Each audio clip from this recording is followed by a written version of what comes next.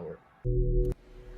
Well, I'm the great-granddaughter of former U.S. President Dwight David Eisenhower. I've always had a very strong calling and mission, and I think it has a lot to do with, in a way, continuing his legacy or doing certain things that he wasn't able to do as far as helping us to understand what the extraterrestrials are all about in relationship to connecting with our governments and contacting our governments.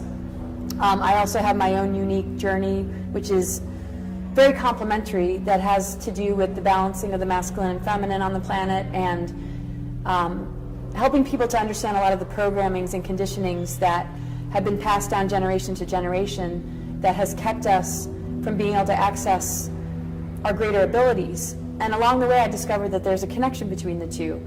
Certain negative ET beings that have compromised us, and many, many benevolent beings that are here to assist us in our awakening, which has a lot to do with upgrading our DNA and expanding into our multidimensional embodiments, and recognizing that we are on a multidimensional planet and that there's all sorts of life out there. Well, this planetary body was seeded with a 13D monadic core.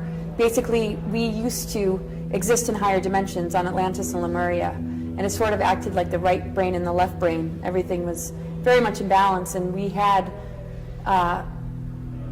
very powerful abilities. We had much more of our DNA turned on, which is now dormant.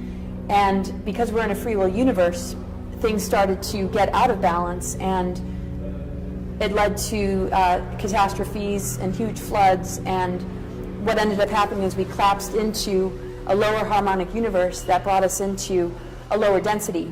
And then we as humans, as we know it, are not functioning at our full DNA capacity. We're functioning at like maybe a second strand or third strand. And so when this new creation was happening, when we sank into this lower density, it was seeded as an ascension planet to help to guide us along the way, so that eventually, during this window period, we would have the opportunity to expand and to blossom in our consciousness. And so even religion touches upon it when we think about the tree of knowledge, the tree of good and evil, which we chose to partake in. Even though I don't follow religious teachings, the symbolism is more connected to our DNA, and how duality gives us a free will choice to choose to advance ourselves or choose to stay limited. And the spiritual component has a lot to do with this window period, because we're in alignment with the galactic plane, and the window period is called a stellar activation cycle between the years 2000 and 2017, when the natural stargates on the planet open, which connect us to these other dimensions, and it's directly linked to our DNA. And when we expand ourselves, we are assisting the planet, and as the planet has this natural phenomenon that's happening, it affects us. And so certain control agendas do not want us to ascend, because they won't be able to make money off of us, they won't be able to feed off of us. And so there is a negative agenda, but we just simply have to understand the game. And this is the thing with like transhumanism, and if we don't develop spiritually, we'll be linked much more into an artificial intelligence system, which would advance us only on an intellectual level, or keep us, in a sense, controlled. And this is what this agenda wants to bring us into. And so we don't want technology to supplement us too much. It doesn't mean that we give up on technology, but it's about finding a balance between spirituality and technology, because the whole reason these advanced civilizations collapsed in our ancient history was because of the polarization of too much focus on the technology and not enough on the spirituality. And that has to do with the negative ego mindset of some of these dark controllers. Well, I mean, this is a lot of why I do what I do, because I mean, the elitists or the dark cabal or whatever you want to call it has been hoarding these advanced technologies and using it for their own benefit. When I feel these, and I know I'm not alone in this, these technologies should be used to assist those that are in need, to feed those that are hungry, and to go towards assisting our planetary body in healing. The problem is the mindset of these individuals doesn't think about the whole, it only thinks of themselves. And it doesn't make any sense that they have such advanced technology that can regrow limbs and heal cancer and cure all sorts of things. And we see people struggling day to day, like you say. And the difference is unbelievable, and the imbalance is the same kind of imbalance that we might experience within ourselves because we were born into it. And it's very easy to be thrown off because of what we were born into. And so we have to do that extra work on ourselves to stand up for our rights and to heal from these programmings and conditionings, and to also develop a stronger sense of empowerment so that we don't let them get away with it anymore. So I like to consider myself a voice for those that don't have a voice, that need assistance. What's the percentage of the humanity that you're talking to? Well, I mean, a lot of people call it the 99% to the 1%. And the thing is, if we all look to each other and we work together and unify, there's not going to be a 1%. They're going to be pretty much starved because they rely on us giving our power away to them to even exist. And so those of us that have the ways and means to, bring about justice and expose these things can help those that are very compromised and are in, serious suffering and poverty. Well, I just think we need leaders that care about us and care about the planet, and we don't have those leaders. And so I don't think protesting is going to help because they use that against us, because that would push us into a police state where they will find some reason to compromise us more. I think we need to starve the system and choose who we feel confident about, and also understand that we're all leaders. So we don't want to vote these people into office. They have the ability to terraform Mars and actually, create a lot of life there. They have those technologies. They have colonies there too, and what they want to do is compromise us here on Earth, create a new world order, or create a genocide plan. Understand that we're all leaders. So we don't want to vote these people into office. They have the ability to terraform Mars and actually, create a lot of life there. They have those technologies. They have colonies there too, and what they want to do is compromise us here on Earth, create a new world order, or create a genocide plan to extinguish most of the human race, so that they can come back and rule it. Come back? You mean from Mars and maybe come back to Earth. You think there are people over there? There's already people on Mars, yeah. There are colonies there. Oh, they're going back and forth. They have been since the 60s. Right, no. Oh, they don't tell us this stuff.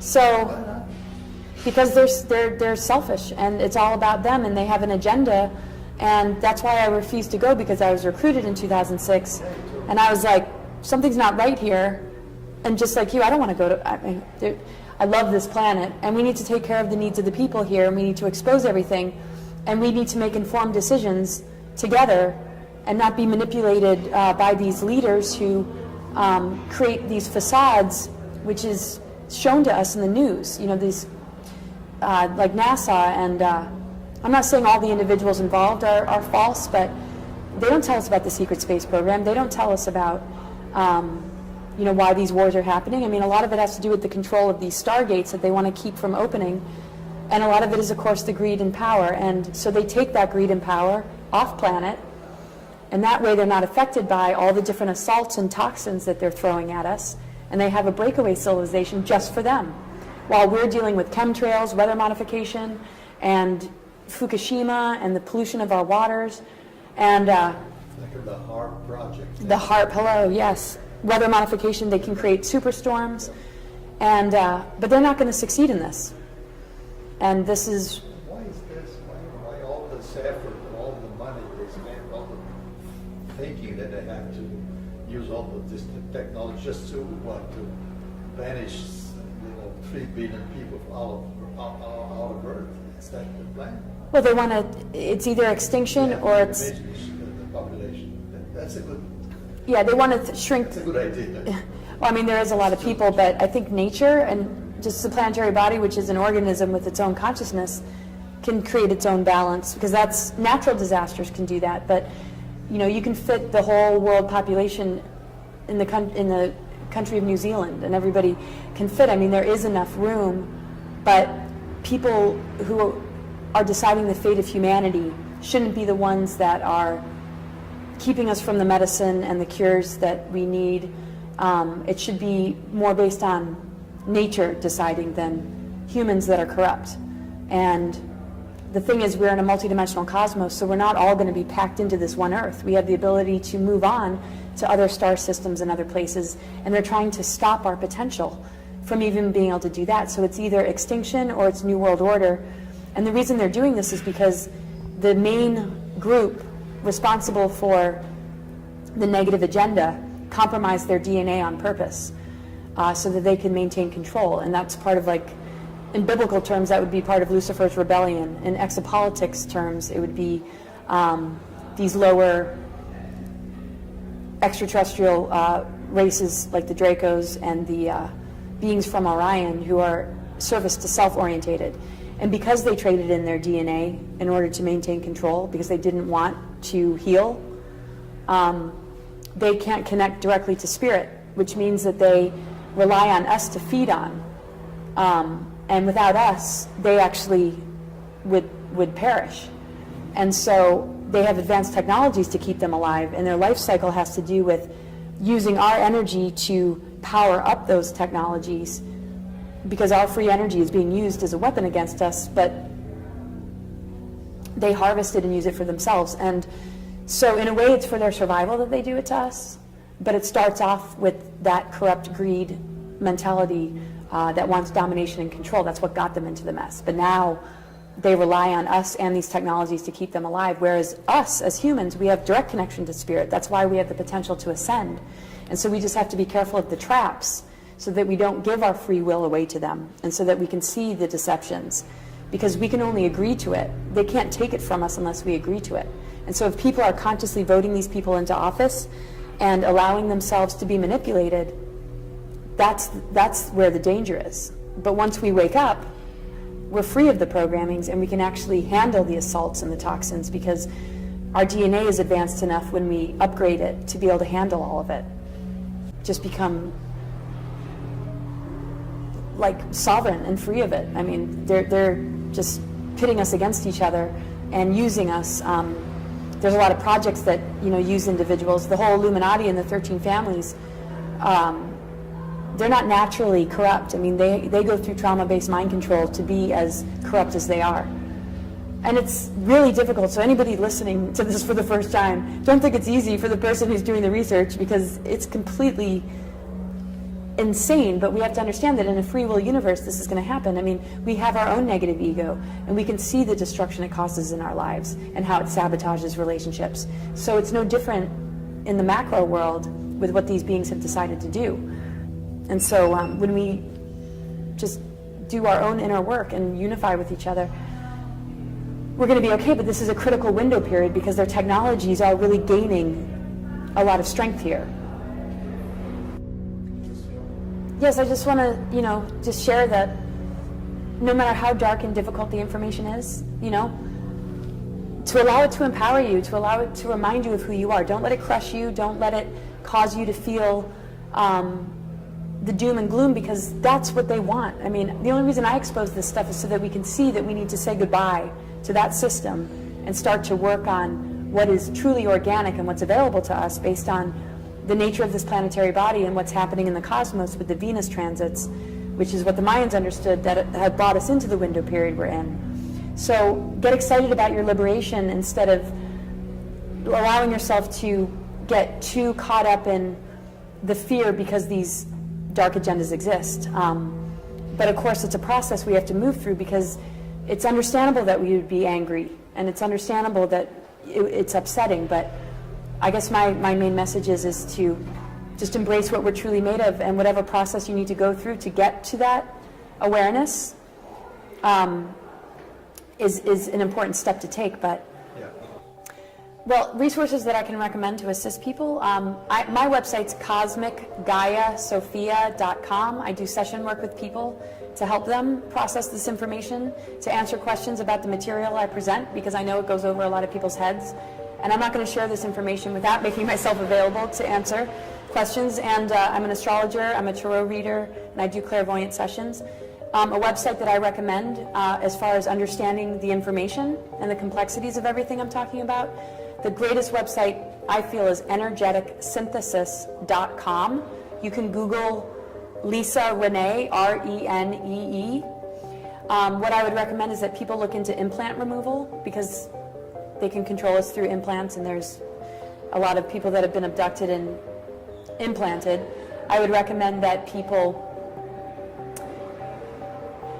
really work on, grounding themselves, and, maybe working with essential oils, and, really, good and healthy diet, and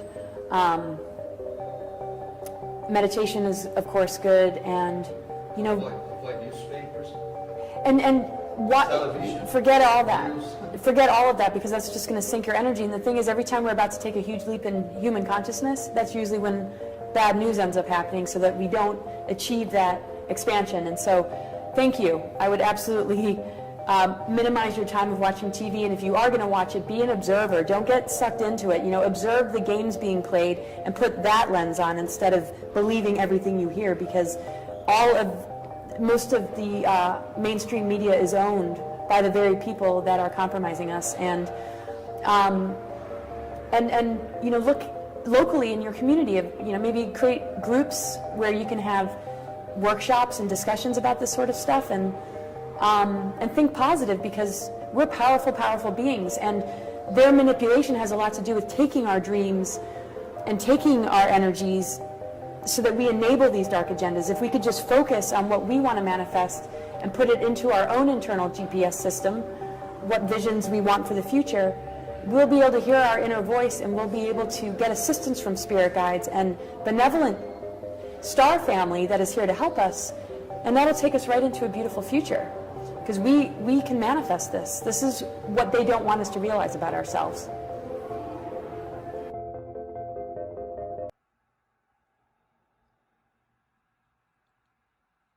Okay, she basically said